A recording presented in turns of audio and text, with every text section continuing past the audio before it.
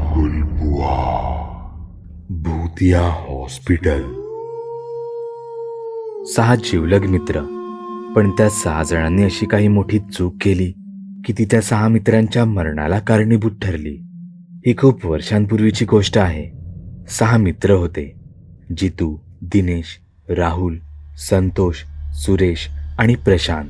सगळेजण लहानपणाचे जिवलग मित्र होते. शाळेपासून सोबतच वाढले. खेळायला बागडायलाही नेहमी सोबतच असत. कुठेही गेले तरी सोबतच जायचे. एकदा त्या मित्रांनी मिळून एका मित्राच्या घरी पार्टी करायला जायचे ठरवले. तसे सगळेजण मित्राच्या घरी पोहोचले. मस्तपैकी जेवण करून सगळं आवरून शेवटी घरी जायला निघाले. सगळेजण रोडवरून जात होते तेव्हा त्यांची नजर रस्त्याच्या पलीकडे असणाऱ्या एका पडक्या रुग्णालयाकडे गेली. ते 6 जण विचार करू लागले. त्यातील एकाने ठरवलं, आपण पैज लावूया. तशी त्यांच्यात एक पैज लागली. त्यांनी रोडच्या पलीकडे असलेल्या पडक्या रुग्णालयाच्या आत जायचे ठरवले. तिथून जो कोणी सगळ्यात आधी बाहेर पडेल त्याला सगळ्या मित्राकडून प्रत्येकी 100 रुपये मिळणार असे सगळ्यांनीच ठरवले. सगळेजण तयार झाले. सगळेजण एक एक करून त्या जुन्या रुग्णालयात शिरू लागले. रुग्णालयाच्या गेटवर येताच तिथे त्यांना कसले तरी विचित्र भास होऊ लागले. ते एक जुने रुग्णालय होते. ते रिकामीच होते आणि त्याच्या खिडक्या घट्ट झाकल्या गेल्या होत्या. तिथलं गूढ वातावरण पाहता त्यातील काही जण परत माघारी जायला निघाले. परंतु त्यांतील दिनेश आणि जितू यांनी इतरांना जबरदस्तीने आत नेले. इस्पितळात शिरताच जोरदार थंडी लागायला लागली. त्यांनी पाहिलं तर ती जागा संपूर्णपणे उंदरांनी भरलेली होती.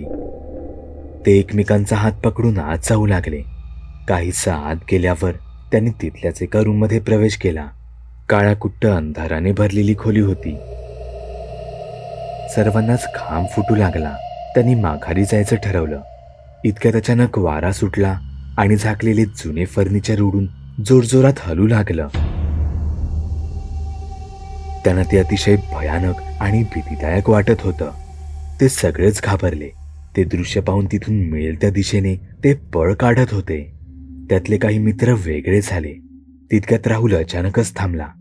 त्याने पाहिलं तर त्याच्या खांद्यावर रक्ताचे काही थेंब पडले होते. तो जोरात ओरडला. त्याचा आवाज सर्वांनीच ऐकला होता. सगळे त्या आवाजाच्या दिशेने पळाले जिथून राहुलचा आवाज येत होता. काही वेळातच ते तिथे पोहोचले. त्यांनी पाहिलं तर त्यांच्या समोर राहुल उभा होता. त्याच्या मागे रक्ताळलेली एक मुलगी उभी होती. काही कळायच्या आत तिने अचानक डोळे फिरवले आणि राहुलला सगळ्यांच्या समोरच समोरच्या भिंतीवर आपटले. सर्वांनी त्यांच्या डोळ्यांनीच हे भीतीदायक दृश्य पाहिले होते. ते लगेच राहुलला वाचवायला गेले पण तोपर्यंत उशीर झाला होता.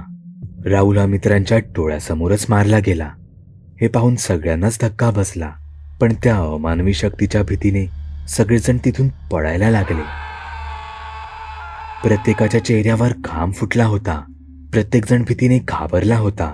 प्रत्येकजण रडत बाहेरच्या दिशेने पळत सुटला होता आणि प्रार्थना करीत होता, इथून लवकर बाहेर पडू दे रे देवा.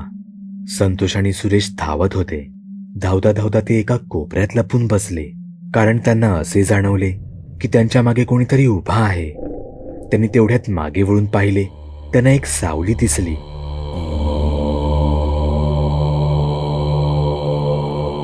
ते काही करतील तितक्यात त्या अमानवी शक्तीने आधी सुरेशला खेचले आणि त्याला खिडकीतून खाली फेकले. हे पाहून संतोष जोरात किंचाळला आणि तिथून पळू लागला. पण अचानक कोणीतरी संतोषचे पाय पकडले आणि त्याला खोलीत आत ओढले. तो त्या काळोख्या खोलीत कुठे गायब झाला समजलेच नाही. इतक्यात जितू आणि दिनेश प्रत्येकाचे नाव घेऊन नावाने हाका मारत होते. पण त्यांना काहीच उत्तर मिळाले नाही. हे प्रकरण अधिक कडक होत चालले होते. तिथे प्रशांतने मित्रांना ओरडताना ऐकले होते. तो त्यांना आवाज देणार इतक्या त्याच्या समोर एक काळीकुट्ट सावली येऊन उभी राहिली. प्रशांत समोर अचानक अंधार पडला. त्या अंधारामध्ये ती भयानक सावली प्रशांतला घेऊन कुठेतरी गायब झाली. आता फक्त जितू आणि दिनेश उरले होते. ते अक्षरशः रडायलाच लागले. त्यांना या रुग्णालयात आल्याचं आणि पैज लावल्याचा पश्चाताप झाला होता. काही समजायच्या आत ते दोघे जण अचानकपणे एका विचित्र खोलीत ओढले गेले. खोलीत काळाकुट्ट अंधार होता. त्यांना समोर एक अनोळखी माणूस दिसला, ज्याचा चेहरा पूर्णपणे जळाला होता. त्याने त्याच्या हाताने दिनेशला पकडले आणि त्याच्या चेहऱ्यावर वार करत मोठी खोल जखम केली. दिनेश जागीच कोसळला. त्याने त्याचा जीव सोडला होता. जितू एकटा राहिला होता. तो पळत पळत मुख्य दाराकडे जाऊ लागला. तो मुख्य दाराजवळ पोहोचणार इतक्यात एक हात जमिनीच्या आतून बाहेर आला आणि त्याने जितूला जमिनीच्या आत खेचून घेतलं. तिथून अचानकपणे जितूही गायब झाला. घरातून निघालेली पोरं अजून कशी आली नाहीत म्हणून त्यांच्या घरचे काळजीत होते. त्यांच्या घरच्यांनी त्यांची मुले ज्यांच्या घरी पार्टीला गेली होती त्या मित्राच्या घरी फोन केला.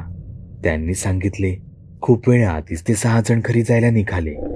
घरच्यांनी बरीच वाट पाहिली, पण 6 जण अजूनही आपल्या घरी आले नाहीत म्हणून त्यांच्या घरच्यांनी पोलीस ठाण्यात तक्रार दाखल केली. पोलीस त्यांचा शोध घेऊ लागले.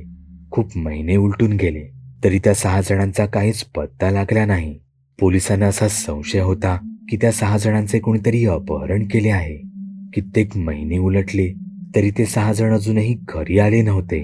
तिथल्याच एका मनोरुग्ण व्यक्तीने त्यांना त्या दिवशी रुग्णालयात घडलेली ही संपूर्ण गोष्ट सांगितली. तो त्यावेळी तिथेच उपस्थित होता. त्याने म्हणे तो सगळा प्रसंग तिथल्याच एका झाडावर बसून पाहिला होता. पण त्यावर कोण किती विश्वास ठेवणार? शेवटी तो मानसिक संतुलन बिघडलेला माणूस. त्या मुलांच्या घरचे मात्र आजही आस लावून बसले आहेत की त्यांची पोरं एके दिवशी घरी परत येतील. भूतिया हॉस्पिटल, बागुलबुवा.